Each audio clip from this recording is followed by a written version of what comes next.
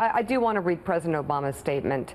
A spokesman for the president, former president, said a cardinal rule of the Obama administration was that no White House official ever interfered with any independent investigation led by the Department of Justice. As part of that practice, neither President Obama nor any White House official ever ordered surveillance on any U.S. citizen. Any suggestion otherwise is simply false. However, the true story is the moving parts of his regime's seeming treachery with Russia, especially those moving parts that have become the wheels now flying off the vehicle. To dodge those wheels and review the headlines as they land, foremost, Trump's White House counsel, Don McGahn, reportedly spent the weekend combing the U.S. intelligence services, trying to gain access to any FISA court-ordered surveillance related to Trump or his associates. That would be twice in a little over 1 week that the White House directly tried to interfere with the investigation of the Trump gang and Russia. The first was when Chief of Staff Priebus got the chairman of the House and Senate Intel committees to spin the media on Trump's behalf, and then tried to get intelligence officials to do the same. Stuff like this is what Nixon's White House tried to do with the FBI and CIA throughout Watergate. Second headline. Longtime Trump confidant Roger Stone confessed, indeed publicly boasted over the weekend of knowing in advance about the coming WikiLeaks attacks on Hillary Clinton last October. I've never denied that Assange and I had a mutual friend who told me WikiLeaks had the goods on HRC and would begin disclosures in Oct. Assange does not work for Russians, and no one has proved otherwise. Although I never had direct contact with him, such contact would be neither illegal or improper. Even if Stone is correct about that, this is damning circumstantial evidence. The most generous interpretation is that a key Trump advisor looked the other way before the dissemination of emails stolen in what the American intelligence community asserts to this day was a Russian cyber attack against this nation. Third headline, yes, Attorney General and former Trump campaign flunky Sessions did the right thing and recused himself from any investigations of Trump and Russia. But he also gave a series of nonsensical interview answers during the week. Asked if anybody in the Trump campaign thought the Russian government favored Trump over Clinton, Sessions answered, "I have never been told that." The follow-up startled question, "Do you think they did?" The Sessions answer, "I don't have any idea. You'd have to ask them." At his confirmation hearing, the one at which he forgot to mention his meetings with the Russian ambassador, the subject of Russia being guilty of interfering with our election came up twice. And Sessions first said, "At least that's what's been reported," and then said, "I have no reason to doubt that and have no evidence that would indicate otherwise." Sessions is coming off as either a bad liar paralyzed with guilt or a moron. Fourth headline, Carter Page, the second man Trump ever mentioned as one of his foreign policy advisors, keeps changing his story. Said on February 15th, quote, "I had no meetings with Russian officials in 2016. Said on March 2nd about meeting Russian Ambassador Kislyak at the Republican convention in Cleveland, quote, "I'm not going to deny that I talked with him." Fifth headline, Trump campaign national security lackey J.D. Gordon changed his story about how the Republican platform at the convention was 180'd from defending Ukrainian rebels to kissing them off. Sixth headline, Michael Cohen, Trump's personal lawyer, who has already changed his Russian story at least 4 times, did not change it a fifth. However, the businessman Alex Aronoff, who organized the controversial Ukrainian peace plan that Cohen supposedly hand-carried to General Flynn, Aronoff suddenly turned up all dead. Seventh headline, whatever that is, it's catching. When the popular ambassador to the UN, Vitaly Churkin, keeled over at his desk last month, he became the 6th Russian diplomat to die suddenly since the day Trump was elected. Alexander Kadaykin on January 27th, also called a heart attack by the Kremlin, and the death of a Russian diplomat to Greece, Andrei Malinin, on January 9th, the Kremlin also calling that a heart attack. And then, of course, there's the death of Russian diplomat Sergei Krivov at a New York consulate on November 8th. We talked about this last week because we only just learned about it. Russian officials changed the story around a few times about how he died, but ended up calling it a heart attack New York medical examiners still not sure how he died. And on December 19th, 2 Russian diplomats were killed on the same day in different countries. Of course, there was Andrei Karlov, who was shot at a photography exhibition in Turkey by a self-professed jihadist.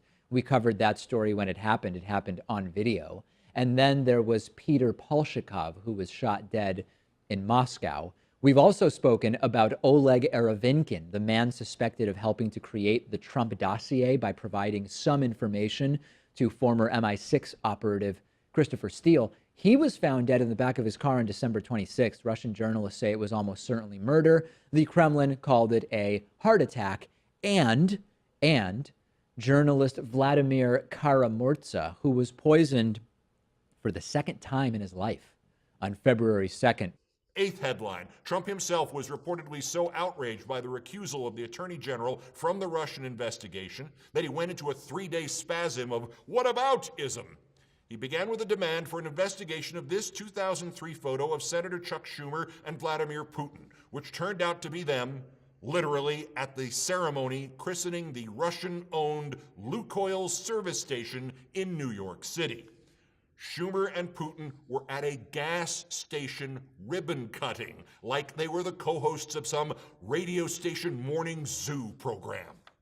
The 9th Trump-Russia headline. Trump then tweeted, the first meeting Jeff Sessions had with the Russian amb was set up by the Obama administration. Trump added, without realizing he was making his own argument look ridiculous, under education program for 100 ambassadors. When that didn't work, Trump moved on to repeating the right-wing radio nutjob patter that Obama had tapped Trump's phone. When that blew up in Trump's face came the 10th headline, the reaction to the conflation of Russia, Obama, and imaginary wiretaps so screwed up the White House that at 8:51 Eastern Time Sunday morning, Press Secretary Spicer declared that until there was a congressional investigation of Trump's crazy talk, quote, neither the White House nor the president will comment further.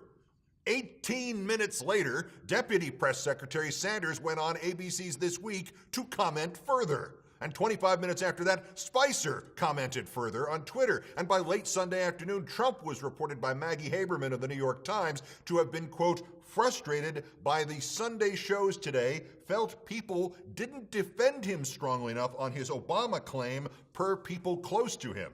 And then at 7:06 Eastern Time Monday morning, the White House, still not commenting further, commented further on ABC again via the Deputy Press Secretary.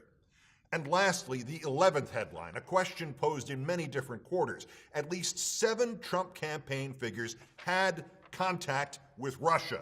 Even if every last second of all the interaction was benign, did any of them, at any time, ask their Russian pals if they would lay off the international cybercrime?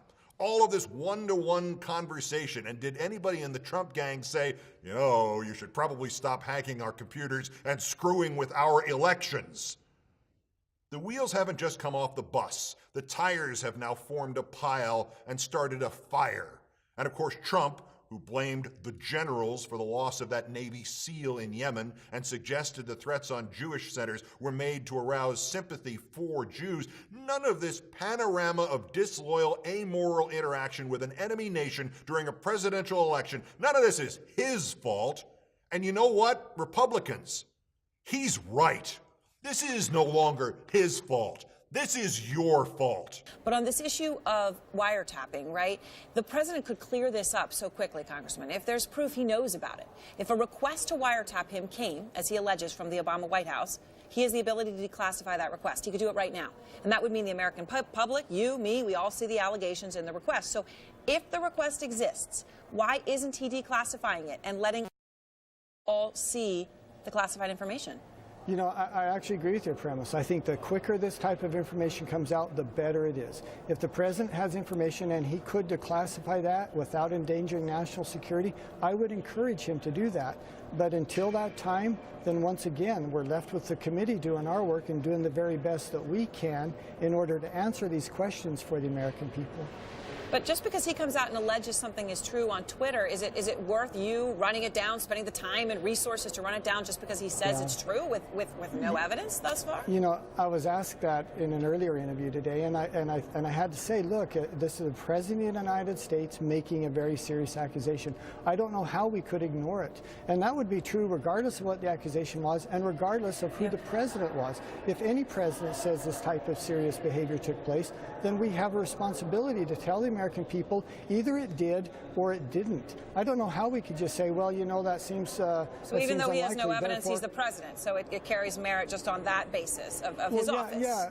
Just like, for example, we're pursuing allegations of improper conduct between individuals and perhaps Russian intelligence, and we don't have evidence of that either.